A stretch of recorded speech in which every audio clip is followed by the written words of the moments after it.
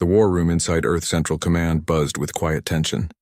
Admiral Day-Wan stood before the massive display screen, his hands clasped behind his back.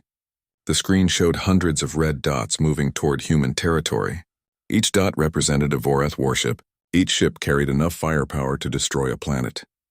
"They're not slowing down," Captain Bora said through the communication link. Her ship, the Silent Watcher, floated at the edge of human space. She had been tracking the enemy fleet for 3 days. "Admiral, they'll reach the outer colonies in 6 hours. Day-Wan nodded slowly. He had expected this. The Vorath Empire had been threatening war for months. They saw humans as weak. They saw human space as easy territory to claim. The Vorath had conquered 12 civilizations in the past century. They believed humans would be the 13th. "How many ships?" Day-Wan asked. 842, Bora replied. "Maybe more behind them." The number made several officers in the war room shift uncomfortably. Earth's entire defense fleet numbered only 300 ships. The math was simple. The math was terrible. Lieutenant Tae-sung sat at his station monitoring enemy communications. He was young, barely 25, but his skill with technology had earned him a place in Central Command. His fingers moved across his console, pulling data from the signals his sensors intercepted. "Sir," Tae-sung said, looking up from his screen, "I'm detecting something strange in their communications." "Strange how?" Day-Wan walked over to the lieutenant's station. "There's interference. Digital noise. It started about 10 minutes ago." Tae-sung brought up a visual representation of the signal patterns. "It looks almost like a virus, but it's spreading through their entire network." Day-Wan studied the patterns. His expression didn't change, but something flickered in his eyes. Recognition, perhaps. Or hope. "Keep monitoring it," he said quietly. In the depths of space, High Commander Vex stood on the bridge of his flagship, the Crimson Blade. Around him, Vorath officers worked at their stations. Everything was proceeding perfectly. The human colonies lay ahead, defenseless and ripe for conquest. "Prepare for hyperspace jump," Vex commanded. His voice carried the confidence of someone who had never lost a battle. "We'll emerge directly above their largest colony. Destroy it completely. Show these humans what happens when they refuse the Empire." His navigation officer began entering the jump coordinates. The fleet would move together, a synchronized attack that would crush any resistance before it could form. "Coordinates locked," the officer reported. "All ships ready for jump." "Execute," Vex said. The Vorath fleet vanished from normal space. For a few seconds they traveled through hyperspace, that strange realm between places where distance meant nothing. Then they began to emerge. But something was wrong. The Crimson Blade appeared in empty space far from any colony. Vex looked at his display screen and saw nothing but stars. No planets. No colonies. No targets. "Where are we?" he demanded. His navigation officer stared at his console in confusion. I don't know, Commander. The system should show our location, but..." He tapped frantically at his controls. "The star charts are gone. All of them." "That's impossible," Vex snapped. "Check again." Across the fleet, the same scene played out on hundreds of ships. Navigation systems displayed only static. Star charts had vanished. Every ship had emerged in a different location, scattered across light years of space. Some appeared near asteroid fields. Others found themselves dangerously close to dying stars. A few unlucky vessels emerged inside nebulae where their sensors couldn't see anything beyond their own hulls. On the Silent Watcher, Bora watched her sensors with growing amazement. "Admiral, you need to see this. The Vorath fleet just scattered. I'm detecting emergency broadcasts on all their channels." "Show me," Day-Wan said. The main screen in the war room changed. It displayed the Vorath fleet's previous formation, tight and organized. Then it showed their current positions. The red dots were spread across a massive area, with no pattern or coordination. Some dots were moving randomly, clearly lost. Others had stopped moving entirely. Tae-sung was listening to the intercepted communications, his eyes wide. "Sir, they're panicking. I'm hearing words like navigation failure and system corruption over and over. They can't find each other. They don't know where they are." A senior officer named Jae-hee approached the Admiral. "What happened to them?" Day-Wan remained silent for a long moment. Then he walked back to the main display and studied the chaos unfolding before him. "Ghost Protocol," he said quietly. Jae-hee looked confused. Ghost Protocol? I've never heard of that. Few people have, Day One replied. It was developed 5 years ago by our best engineer, a man named Hyun. A defensive weapon designed to activate only if Earth faced invasion. He gestured at the screen. It's a quantum virus. Once activated, it spreads through enemy communication networks and erases all navigation data.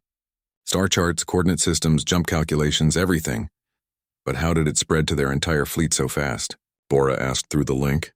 The Vorath use a unified network, Taesung explained, understanding dawning on his face. All their ships are connected for tactical coordination. The virus spread through their own communication system.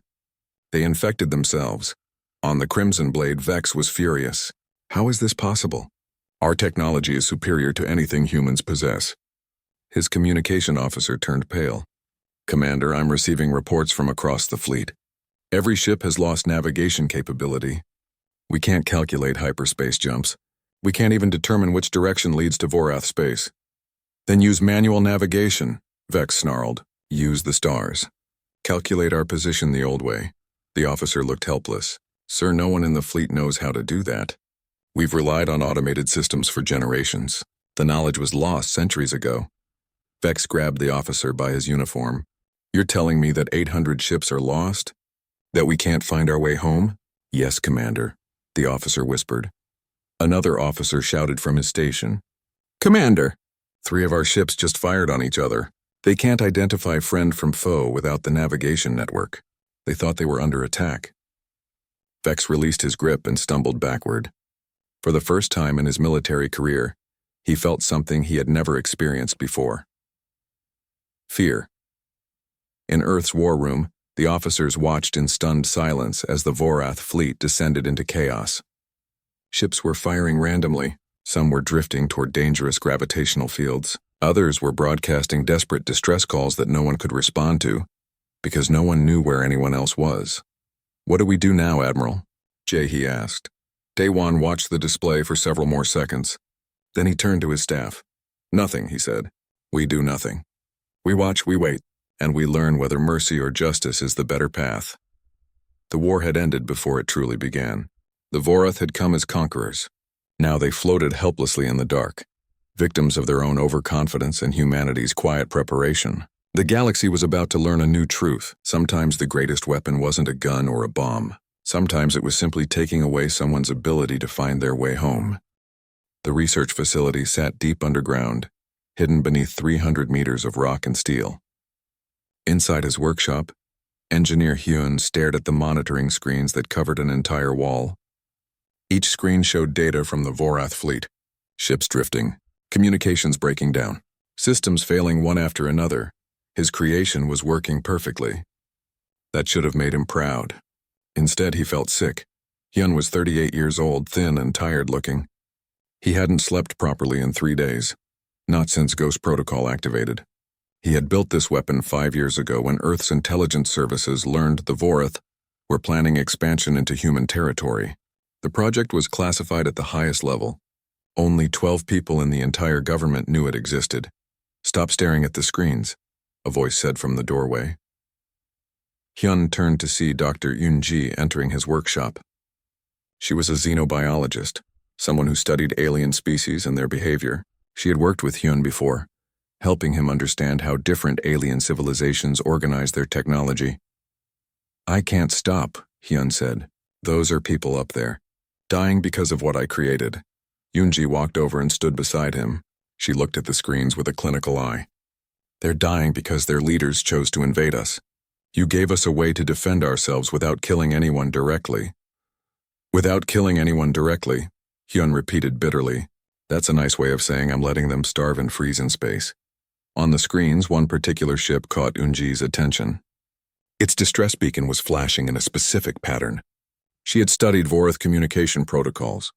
This pattern meant the ship was running out of life support. How long before their supplies run out? She asked. Depends on the ship, Hyun replied. The big ones have enough for maybe 2 weeks.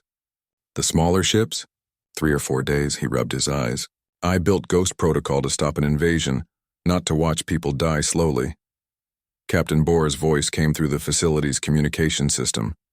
Engineer Hyun, this is Captain Bora. I'm patching through some intercepted Vorath communications. You should hear this." The speakers crackled, and then a Vorath voice filled the workshop. It was speaking in the Vorath language, but the computer translated it automatically.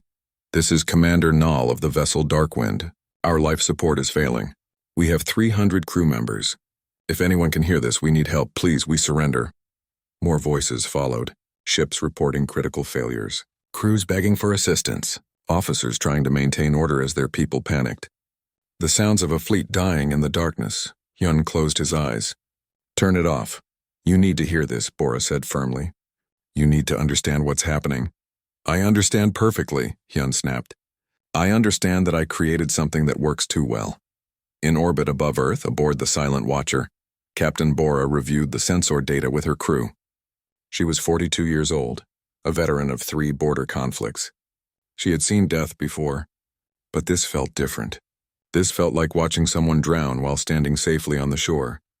"Captain, we're detecting weapons fire," her tactical officer reported. "Sector 7. 2 Vorath ships are attacking each other." Bora pulled up the visual feed. 2 massive warships were exchanging fire at close range. Their shields flickered and failed. Explosions blossomed in the vacuum as weapons found their targets. "They can't identify each other," Lieutenant Tae-sung explained from Earth. He was monitoring all the Vorath communications. Without their navigation network, their identification systems don't work. They see another ship and assume it's hostile. "How many ships have destroyed each other?" Bora asked. 23 confirmed, Tae-sung replied. "Maybe more. It's hard to track them all." In the Earth Central Command war room, Admiral Daewon listened to the same reports. Officers around him debated what to do next. Some wanted to finish off the Vorath fleet while it was helpless. Others argued for mercy. Counselor Jae-hee, a senior political advisor, stood at the Admiral's side. She was 55 years old, experienced in both war and diplomacy. "We need to make a decision," Jae-hee said. "The longer we wait, the more of them will die. If we're going to help them, we need to do it soon." "Help them?" Another officer protested. "They came here to destroy us. We should let them suffer the consequences." "The consequences," Jae-hee replied coldly, "are that we become executioners." "Is that what humanity stands for?" Daewon raised his hand for silence. "Before we decide anything, I need information. Dr. Yoonji, you've studied the Vorath. What can you tell us about their psychology?" Through the communication link, Yoonji's voice was thoughtful. "The Vorath are interesting. They're aggressive and militaristic, yes, but they achieve that through absolute reliance on technology. They don't teach survival skills. They don't train their people to think independently. Everything is automated, controlled, managed by computers." "Which means?" Daewon prompted. "Which means they're helpless without their systems," Yoonji explained. "A human crew could survive this situation. We teach backup procedures, manual navigation, emergency protocols. The Vorath don't. They assumed their technology would never fail." She paused. "In a way, we didn't just disable their fleet. We exposed their greatest weakness." Back in his workshop, Hyun was reviewing the Ghost Protocol code. Theoretically, he could reverse it. He could send a signal that would restore the Vorath navigation systems, but that would require human ships to enter the scattered fleet and transmit the restoration code directly to each vessel. It would take time. It would put human lives at risk. "Could we reverse it?" Daewon asked, as if reading Hyun's thoughts. "Yes," Hyun admitted, "but it's not simple. Each ship would need to receive the restoration code individually. Our ships would have to go out there, get close to Vorath vessels that might panic and attack us." "How many ships would we need?" Bora asked. "At least 50, Hyun calculated. Maybe more. And it would take days." On the Crimson Blade, High Commander Vex was losing control. His officers argued constantly. Some wanted to try random hyperspace jumps, hoping to find their way home by chance. Others insisted that jumping without coordinates would only make things worse. "Silence," Vex roared.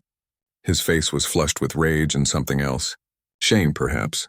He had led his fleet into disaster. "We are Vorath. We do not beg for help from inferior species."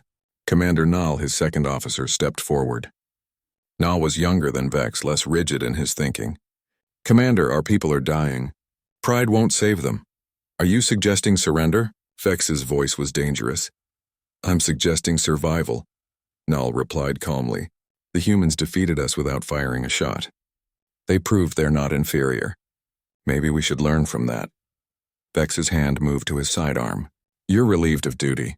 Guards, escort Commander Nal to the brig. But Nal continued speaking, his voice carrying across the bridge. How many ships have we lost?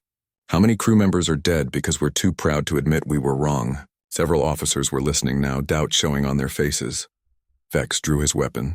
I said you're relieved. Then relieve me, Nal said quietly. But know this, I'm going to broadcast a message to the humans. I'm going to request surrender. And any ship that wants to join me can do so. You'll be executed for treason, Vex promised. Better executed than dead from stupidity, Nal replied. In Earth's war room, Taesung suddenly sat up straight. Admiral, I'm receiving a transmission. It's from a Vorath commander named Nal. He's requesting terms of surrender. Everyone stopped talking. Daewon walked to Taesung's station. Play it, he ordered. Nal's voice filled the war room. It was steady, without the arrogance that had marked earlier Vorath communications. Human forces, this is Commander Nal of the Vorath Empire fleet. We came to your space as invaders. You defeated us with skill and intelligence. We acknowledge this. We are lost, our people are dying, and our pride has cost us everything. I am requesting terms of surrender on behalf of any Vorath ship that will follow me. We place ourselves at your mercy. The transmission ended. In the silence that followed, every officer in the war room turned to look at Admiral Daewon. He stood very still, thinking. Then a single gunshot crackled through the intercepted Vorath communications. Screams followed. Chaos. Commander Nal's signal went dead, Taesung reported quietly. High Commander Vex executed him. Hyun, listening from his workshop, felt something break inside him. A man had died trying to save his people, died because he chose sense over pride. Admiral, Hyun said through the communication link, I'm ready to reverse Ghost Protocol. But you need to decide now. Do we save them or let them die? Daewon looked at the faces around him. Warriors and politicians. Humans with the power to choose mercy or revenge. We save them, he said finally, but on our terms, and they'll remember this moment for the rest of their history. The dark wind was dying. Commander Nal's ship drifted through empty space, its life support systems failing one by one. Inside, 300 Vorath crew members huddled in the main corridors where the remaining heat gathered. Their breath created fog in the cold air. Officer Kren sat against a bulkhead watching his people suffer. He was 28 years old, one of the youngest officers in the fleet. Before this disaster, he had believed the Vorath were invincible. Now he knew better. Sir, the recyclers are failing, a technician reported. Her name was Vess, and she looked exhausted. We have maybe 12 hours of breathable air left. Kren nodded slowly. Around him, soldiers who had been ready to conquer planets now lay shivering and afraid. Some prayed to old Vorath gods that few believed in anymore. Others simply stared at nothing, waiting for the end. Has there been any response to our distress beacon? Kren asked. Nothing, Vess replied. Either no one is listening or no one cares. On another ship, the Crimson Blade, High Commander Vex sat alone in his command chamber. Commander Nal's body had been removed from the bridge. The crew was silent now, working their stations with mechanical efficiency. But Vex could feel their hatred. They blamed him for refusing surrender. They blamed him for Commander Nal's death. Perhaps they were right to blame him. Vex had spent 40 years in the Vorath military. He had conquered 6 worlds personally. He had never retreated, never surrendered, never shown weakness. And now at the peak of his career, he had led his entire fleet into destruction. Not through human weapons, but through human cleverness. He looked at his personal display screen. It showed the fleet status. Every few minutes, another ship went dark, dead, lost. The number of operational vessels decreased steadily. Within a week, the entire invasion force would be gone. They defeated us without firing a shot, Vex said to the empty room. How is that possible? On Earth, Captain Bora prepared her ship for a dangerous mission. She stood in the Silent Watcher's ready room, briefing her crew of 35 men and women. We're going out there, she explained, pointing to a star map that showed the scattered Vorath fleet. Our mission is to deliver restoration codes to as many ships as possible. This will restore their navigation systems. Why are we helping them? A young pilot asked. Her name was Soonhee and she looked angry. They came here to kill us. Because Admiral Daewon ordered it, Bora replied simply. And because we're better than they are. We proved that by choosing mercy when we could choose revenge. Soonhee didn't look convinced, but she nodded. Understand this, Bora continued. We'll be approaching hostile warships. They're scared and desperate. They might attack us even though we're trying to help. Stay alert. Stay professional. And remember, we're representing all of humanity out there. In the underground facility, Hyun worked frantically to prepare the restoration codes. Dr. Yoonji sat across from him, reviewing psychological profiles of the Vorath. You need to understand something, Yoonji said. The Vorath built their entire civilization on the idea of technological superiority. We just proved that idea wrong. This will change them fundamentally. Good, Hyun muttered, focused on his coding. Maybe they'll think twice before invading someone else. It's more complex than that, Yoonji continued. When you destroy someone's fundamental belief about themselves, they either adapt or break completely. We need to be careful about how we do this. Hyun stopped typing and looked at her. You think we should just let them die? That would be easier? No, Yoonji said firmly. I think we should help them, but we need to be smart about it. We're not just restoring their navigation systems.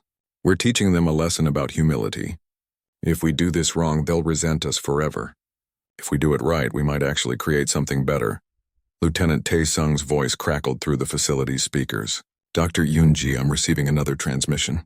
You should hear this. The speakers came alive with a young Vorath voice. It was Officer Kren from the Dark Wind. Human forces, this is Officer Kren. I know Commander Nal tried to surrender and was executed for it. I know you probably think we're all like High Commander Vex, but we're not. Most of us are just soldiers following orders. We didn't want this war. We just want to go home. If you can hear this, please. Help us. The transmission ended. Yoonji and Hyun looked at each other. That's the voice we need to answer to, Yoonji said quietly. In Earth Central Command, Admiral Daewon listened to the same message. Counselor Jae-hee stood beside him, reviewing reports from the Intelligence Division. We've identified the ship that transmission came from, Jae-hee said. The Dark Wind. It's one of the vessels in the worst condition. Life support critical. Maybe 12 hours left. Then the Dark Wind gets help first, Daewon decided. Captain Bora, did you hear that transmission? Yes, sir, Bora replied. She was already in space, approaching the debris field where the Vorath fleet drifted. We're altering course to reach the Dark Wind. Be careful, Daewon warned. Even desperate animals can bite, Bora smiled grimly. I'm counting on them being smarter than animals, sir. The Silent Watcher moved through space, its sensors sweeping for threats. The Vorath fleet was scattered across millions of kilometers. Some ships were so far apart they couldn't even detect each other. It was a scene of absolute devastation, and not a single weapon had been fired by human forces. Contact, soon he announced from the pilot station. I'm reading a Vorath vessel ahead. Configuration matches the Dark Wind. Bora leaned forward. The Dark Wind appeared on the view screen, listing badly to one side. Its hull was dark except for a few emergency lights. It looked dead already. Hail them, Bora ordered. Tae-sung established the communication link. Channel open, Captain. Vorath vessel Dark Wind, this is Captain Bora of the human ship Silent Watcher. We received your distress call. We're here to help. For a long moment there was no response. Then Officer Kren's voice came through, filled with disbelief. You're actually here? This isn't a trick? No trick, Bora replied. We're transmitting restoration codes now. Your navigation systems will come back online in approximately 10 minutes. After that, we'll guide you to a safe location where you can make repairs. On the Dark Wind, Kren stared at his console in shock. Data was flowing in, clean and uncorrupted. The screens that had shown only static for days were coming back to life. Star charts reappeared. Navigation coordinates locked in. It was like watching someone come back from the dead. It's working, Bess whispered beside him. They're actually helping us. Tears ran down Kren's face, though he didn't realize it. Around him, other crew members were seeing the same thing on their displays. Hope after days of despair. Captain Bora, Kren said, his voice breaking. Why? We came here to destroy you. Why would you save us? Bora's reply was simple. Because we can. Because it's right. And because someone needs to show the galaxy that there's a better way than endless war. On the Crimson Blade, High Commander Vex received a report that made his blood run cold. The Dark Wind had made contact with humans. Their systems were being restored. Other ships were picking up the same transmissions. Hope was spreading through the fleet. Hope that bypassed him entirely. Sir, his communication officer said nervously, we're receiving multiple signals. Other ships are broadcasting distress calls directly to human forces. They're requesting the same help the Darkwind got. Vex wanted to order them to stop. Wanted to court-martial every officer who dared communicate with the enemy. But he couldn't. He had already executed Commander Null, and that act had turned his own crew against him. If he tried to stop the fleet from accepting human help, they would mutiny. He could see it in their eyes. "How many ships are calling for help?" Vex asked quietly. "All of them, sir," the officer replied. "Every ship in the fleet except this one." Vex stood up from his command chair. He walked to the viewport and looked out at the stars. Somewhere out there, human ships were saving his people.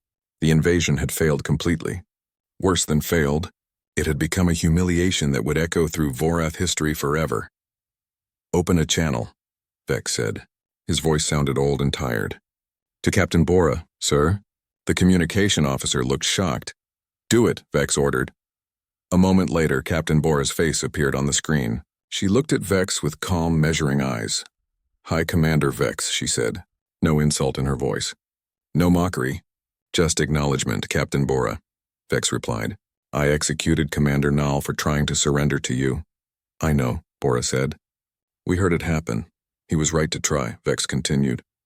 "And I was wrong to stop him. I let my pride kill my own officer. I let my pride kill hundreds of my people." He paused. "The Crimson Blade requests assistance. We surrender." Those last 3 words physically hurt him to say. Bora nodded slowly. "We'll send a ship to you. Your navigation will be restored. Your people will go home, just like that?" Vex asked. "No demands? No punishment?" "Oh, there will be demands," Bora replied. "But first we keep you alive. That's what humans do." The transmission ended. Vex stood in silence for a long time, trying to understand what had just happened. He had come to conquer a weak species. Instead, that species had defeated him, humiliated him, and then saved him. It didn't make sense. But perhaps, Vex thought, that was the point.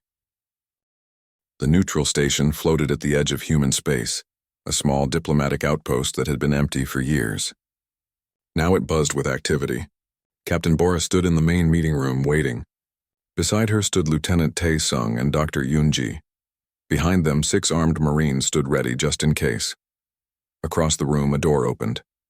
Officer Kren entered, flanked by 2 Vorath guards. He looked different than he had sounded over the communication channels. Younger than Bora expected, tired but determined. He wore a simple Vorath uniform without decorations or rank insignias.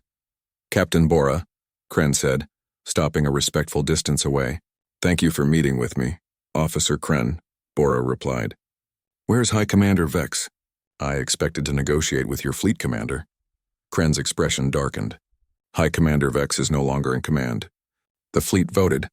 They removed him from power after what happened with Commander Null." He paused. "Vex is in custody aboard the Crimson Blade. The crew wants him tried for murder and incompetence." Dr. Yoonji leaned forward with interest. "You had a mutiny?" "A peaceful transition of authority," Kren corrected carefully. "No one else died. We've had enough death." He looked directly at Bora. "I'm here representing what's left of our fleet. 432 ships survived. We lost more than 400 vessels to system failures, accidents, and friendly fire. The number hung in the air. 400 ships destroyed without humanity firing a single shot. I'm sorry for your losses," Bora said, and meant it. Kren studied her face, as if trying to understand how an enemy could express sympathy. "You saved us. After we came here to destroy you, you saved us." "Why?" "Because we could," Bora replied simply. "Because choosing to help when you have the power to hurt is what makes us human." "Is that a common human trait?" Kren asked. "Or are you unusual?" "It's common enough," Bora said. "But it's not universal. There are humans who wanted to let your fleet die. There were debates, arguments. Some people thought mercy was weakness. What do you think?" Kren asked. Bora considered the question. "I think mercy is the hardest choice. It would have been easier to watch you all die. Emotionally simpler. But easy choices don't build a better galaxy." In Earth Central Command, Admiral Daewon watched the meeting through a live feed. Counselor Jae-hee stood beside him along with Engineer Hyun. They had been monitoring the negotiations for hours. "She's doing well," Jae-hee observed. "Better than a trained diplomat might." "Bora understands something important," Daewon replied. "This isn't about winning. It's about what comes after winning. Hyun shifted uncomfortably. Are we really going to let them just leave? Go back to their empire like nothing happened? No, Daewon said firmly. They'll leave with conditions. Strict ones. But we won't turn this into an occupation or endless punishment. That would just create future enemies. Back on the station, Kren had taken a seat across from Bora. The Vorath officer looked exhausted, running on pure determination. I need to be honest with you, Kren said. Our empire will see this as a humiliation. They'll want revenge eventually. Not now, maybe not for years. But someday someone will push for another attack. We know, Bora replied. That's why we need to establish consequences that last. Kren nodded slowly. What are your terms? Bora pulled up a holographic display. It showed a document prepared by Earth's diplomatic corps. First, all Vorath ships must leave human space immediately. No exceptions. You'll be given complete navigation data for the fastest route home. Agreed, Kren said without hesitation.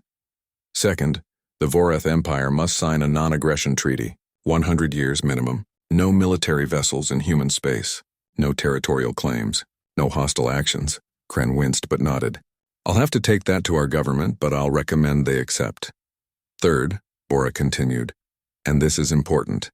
Your empire must acknowledge what happened here. Publicly. No hiding the defeat. No spinning it as something else. The galaxy needs to know that you tried to invade and failed.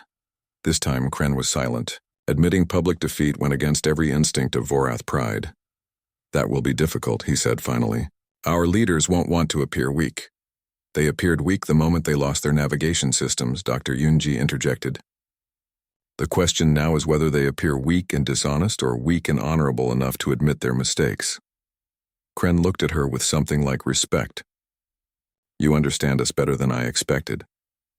I studied your culture for years, Yoonji replied. I know that Vorath value strength. But there's more than one kind of strength. The strength to admit failure is rare in any civilization. Tae-sung, who had been quiet until now, spoke up. Officer Kren, we've been monitoring your fleet's communications. We know that many of your soldiers didn't want this war. They were following orders. That's true, Kren admitted. Most of us are just trying to serve our people. The decision to invade came from the High Council, not from common soldiers. Then go home and tell them the truth, Tae-sung said. Tell them what really happened out here. Tell them that humans didn't win through superior weapons or numbers. We won because we thought differently. Admiral Daewon's voice suddenly came through the communication system. Officer Kren, this is Admiral Daewon of Earth Central Command. I've been listening to this conversation. Kren straightened reflexively. Admiral, I want you to understand something, Daewon continued. We could have destroyed your fleet completely. We had the capability. Engineer Hyun, the man who created Ghost Protocol, could have made it permanent. Your ships would never navigate again. You would all have died in the darkness. Why didn't you? Kren asked. Because that's not who we are, Daewon replied. Humanity has fought many wars. We've made mistakes. We've done terrible things. But we've also learned that endless revenge creates endless war. Someone has to break the cycle. Kren absorbed this. So you're breaking the cycle by saving us. We're giving you the chance to break it, Daewon corrected. What you do with that chance is up to you and your people. On the Crimson Blade, High Commander Vex sat in his quarters under guard. He could hear the crew outside working to restore full ship functions. They spoke in hushed voices, but he caught fragments of conversation. Words like peace terms and negotiation and going home. A young officer entered, carrying a meal tray. She set it down without meeting Vex's eyes. What's happening? Vex asked. What are the humans demanding? The officer hesitated, then spoke. Officer Kren is negotiating peace terms. We're going home, Commander. The war is over. Over? Vex laughed bitterly. We never even fought. How can a war be over when it never began? Maybe that's the point, the officer said quietly. Maybe this is what happens when you fight an enemy that thinks differently than you expect. She left before Vex could respond. He sat alone staring at the walls. His entire career, his entire worldview had been built on Vorath's superiority. Now that foundation had crumbled. The humans had proved something he couldn't accept. They had proved that intelligence mattered more than weapons. That strategy mattered more than strength. That mercy could be more powerful than cruelty. It was too much to process. Back on the station, Bora was finalizing the terms with Kren. There's one more condition, she said. We want a communication channel established. Direct link between Earth and your homeworld. If there are problems in the future, we talk instead of fight. A permanent diplomatic channel, Kren said. That's actually reasonable. We're trying to be reasonable, Bora replied. Despite what happened, we don't hate the Vorath. We just want to be left alone. Kren stood up. The Vorath and humans faced each other across the table. I'll take these terms to what's left of our command structure. But I think they'll accept. No one wants to stay out here any longer than necessary. How long until your government responds? Bora asked. Our communications with home are still damaged, Kren explained. Maybe 2 days for a message to reach the Home Council. Another 2 days for their reply. 4 days total. We can wait 4 days, Bora said. Your fleet is safe. We've established supply stations where you can get food and repair materials. No one else needs to die.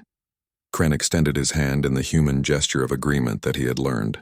Bora shook it, and in that moment, both of them understood they were doing something important. Not just ending a war, but possibly preventing future ones. As Kren prepared to leave, he paused at the doorway. Captain Bora, I have a question. When we do leave, when we go back to Vorath space and tell our people what happened, they'll ask me one thing. They'll ask me what humans are like. What will you tell them? Bora asked. Kren thought for a moment.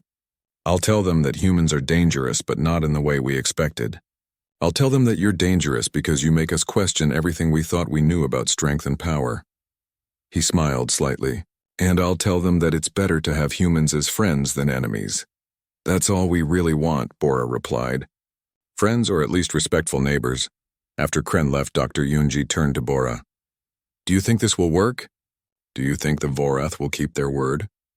Bora looked out the station window at the stars. Out there, hundreds of alien ships waited to go home. I think they'll keep it because they have no choice. We didn't just defeat them militarily. 4 days passed slowly. The Vorath fleet waited at the edge of human space, making repairs and gathering supplies from the stations that Captain Bora had established. Human ships maintained a respectful distance, watching but not threatening. It was in strange peace, fragile and uncertain. On the 5th day, Officer Kren received the response from the Vorath Home Council. He read it 3 times, unable to quite believe what he was seeing. Then he contacted Captain Bora. They accepted, Kren said. His voice carried a mixture of relief and something else. Sadness, maybe. All terms. The non-aggression treaty, the public acknowledgement, the diplomatic channel, everything. That's good news, Bora replied. She was back aboard the Silent Watcher, monitoring the fleet's status. Your people can go home. There's more, Kren continued. The Home Council removed 3 members who pushed for this invasion. They're calling it a strategic disaster. High Commander Vex will be tried when we return.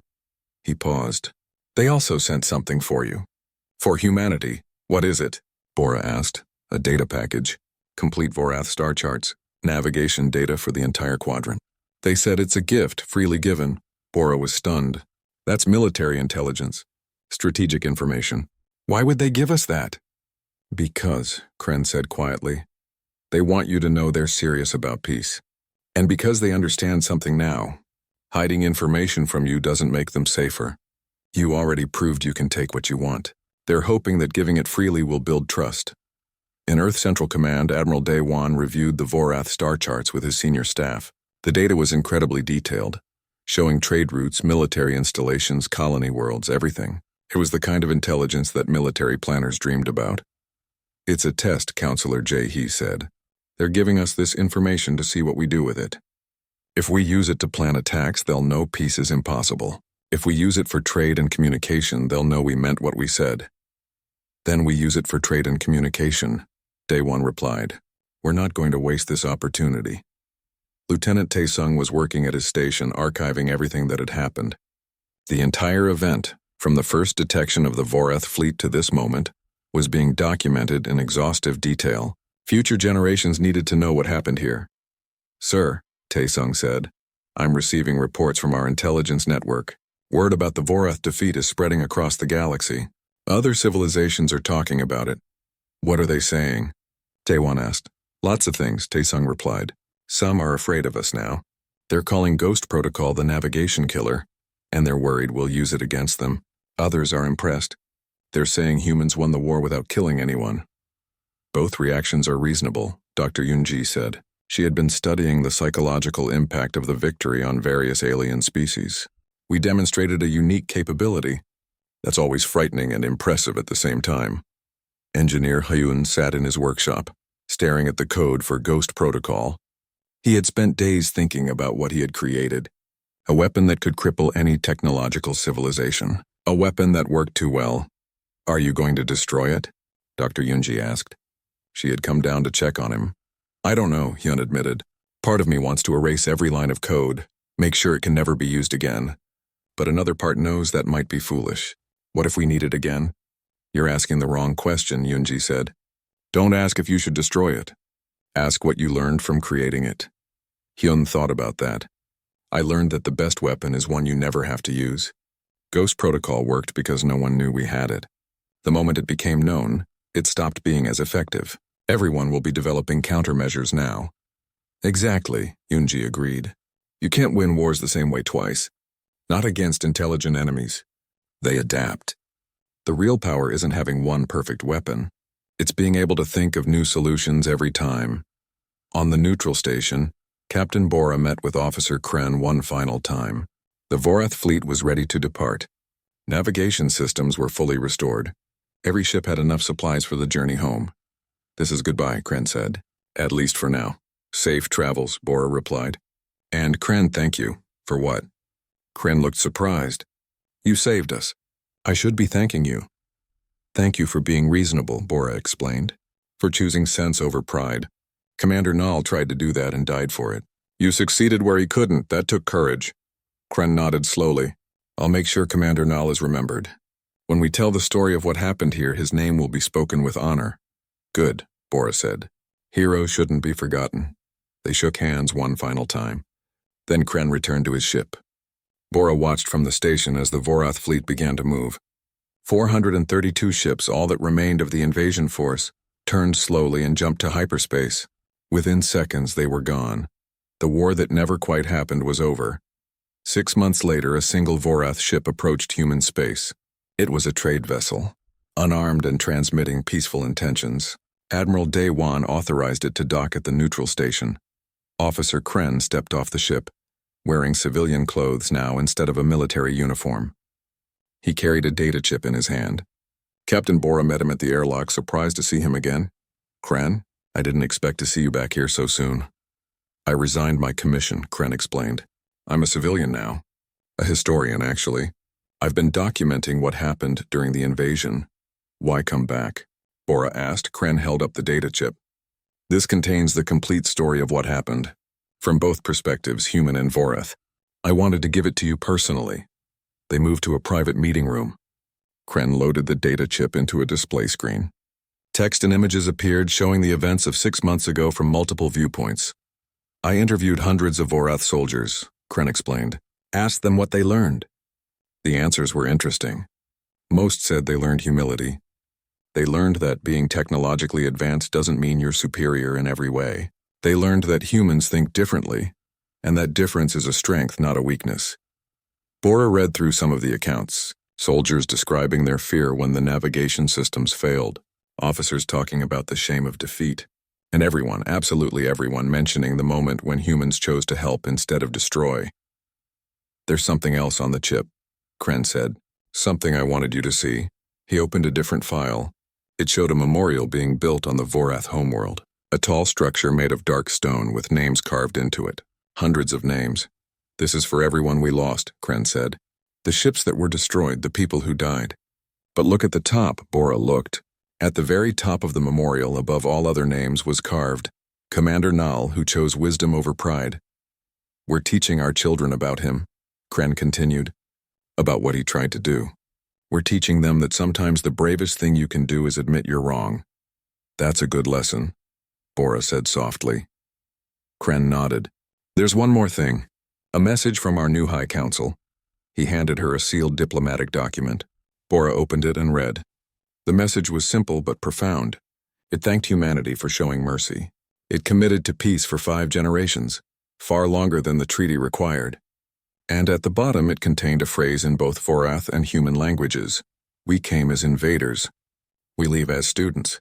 Thank you for teaching us that strength lies not in weapons but in choices. Bora felt emotion catch in her throat. This is remarkable. You changed us, Kren said simply. Not through force but through example.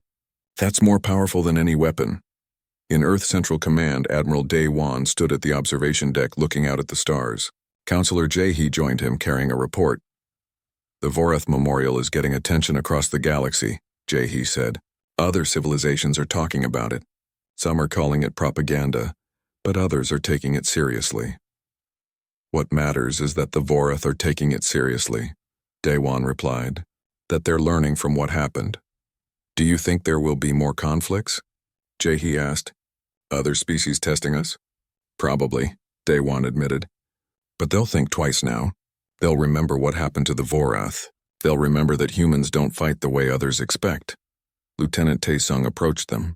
Sir, I've finished the complete archive of the incident. Every communication, every decision, every consequence. It's all documented. Good, Daewon said. Make sure it's taught at every military academy. Make sure future commanders understand what we did here and why we did it. What lesson do you want them to learn, sir? Taesung asked. Daewon considered the question carefully. I want them to learn that victory isn't always about destruction. Sometimes the greatest victory is turning an enemy into a friend. Sometimes the hardest battle is the one you choose not to fight. In his workshop, Engineer Hyun had made his decision about Ghost Protocol. He didn't destroy the code, but he did encrypt it behind safeguards that required approval from 5 separate Earth leaders to activate. No single person could ever launch it again. No single person should have that power. Dr. Yunji visited him one final time before returning to her research. So you're keeping it,